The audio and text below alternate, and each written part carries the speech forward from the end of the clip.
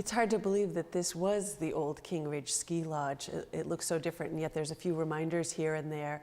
Tell us how you got involved with this project, how it started for you. Okay. So in the beginning, it was the fall of '99 when I discovered that the lodge was for sale. And when we came up to see it, I knew immediately, as soon as I saw this lodge, I knew that it was for us. And so obviously the first thing was, when we inspected the lodge, we saw that it was a commercial building.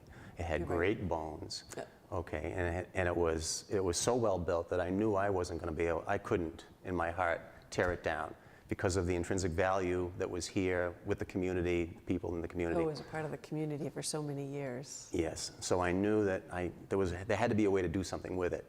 So what I did was I spent the first 3 or 4 years just researching on how I would heat this facility. Okay, not only that, but getting in touch with an architect to see what I could do to make it more residential, as well as how I was going to approach the challenges with the heating of such a large facility. Sure. I mean, the lodge itself is 7,200 square feet. Oh, wow. So with that being said, it would take multiple oil trucks to fill this up, to heat this in a season. So I started looking at alternative energies, geothermal, solar, and trying to find a developer and a designer that would work with me with what I had. And so I found a company in Lyndonville, Vermont called Radiant Tech that was able to take my design, once I had a design from an architect, and design a system that I could put in that uses solar energy and give me the ability to store it for up to 30 days with cloudy weather. Okay, so you must have really liked last week then, with all that sun that we had. I did. That's great, that's great. So being up near the top of the hill, you must get some great sunshine. Absolutely, and not only that, if you look at the architecture of the lodge itself, it's like an arrow pointing north. It's very narrow at the northern end of the building, and it gets wider as we go south. So for the southern exposure. So, whether or not they designed it that way from the beginning to be able to withstand the winds and the inclement weather that we get up here, it worked out perfect for me because I was able to protect the solar energy that I could collect from the solar panels. So the solar panel system that I put in here is a 28 solar system panel. It's one of the largest ones in North America today. Wow. And so basically I do 2 things with the solar system. I collect hot water for my domestic hot water side of the house, and I also store solar energy in the floor, under the floor. Okay, so there's a system called an earth box, which is insulated at the base and all around the perimeter. So when the sun shines on the panels, what happens is the hot glycol, the antifreeze, really it just cycles through the tubing that's under the floor and just slowly radiates up through the dirt and heats the floor and then eventually heats the room. So typically what happens is I have probes in the floor that I can monitor, and more often than not I'll see the temperature, 1 foot below the floor is the same temperature as the room when everything balances out. And also what's very important is the envelope. So if you look around, you can see that I've upgraded the windows to triple pane low-end windows, and also I've really thickened the walls, and I've used cellulose, for the insulation. What are some of the parts of the lodge that you can tell us about? Well, so where we're sitting right here is where the lodge used to rent skis. So I believe this was the Skinner's ski rental facility right here. And over where the kitchen is where they used to sharpen the skis and tune the skis, repair the bindings, and get the skis prepared to go out the doors and down the slopes.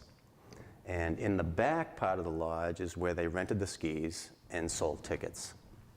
Okay, so that transitions down to the front. In the lower part, which I'm calling the parlor now, was where the Pee Wee skiers used to gather in the morning before they would get together and go out and get going in their ski classes. And upstairs were the offices, which now we're going to modify that and make that our master bedroom. It's wonderful. And you have memories because you said you were a skier here. I did. I skied here when I was small. Can you tell us a little bit about some of the features that you were able to preserve during the construction process? Sure, absolutely.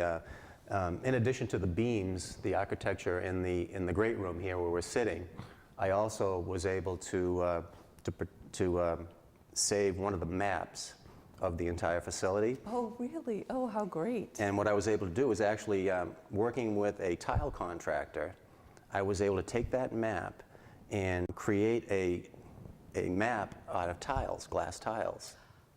And so what we have is in the guest wing shower, we actually have a map of the entire mountain embedded in the wall. That's great, and it's nice that it's the guest room, so more people get to see it. Yeah, you actually get when you're taking a shower, you can actually look at the key and refresh the names of the trails and the names of the lodges and all of that stuff. Excellent. Yeah. I know they had a sort of an Alice in Wonderland theme. It was Alice in Wonderland. And some of the other things, I did preserve the large fireplace that's in the front room. It's actually an indoor and an outdoor fireplace. Okay. So our future plan is to replace the deck out there with a patio and actually install a hot tub out in front of the fireplace. And what about the original entrance? Interesting you asked me about that, Debbie. Actually, the architect that we worked with wanted to remove the original entrance to the lodge. Oh, and just actually like take it off? Just completely take it off and actually install a window where the glass door was and make that the dining room setup area.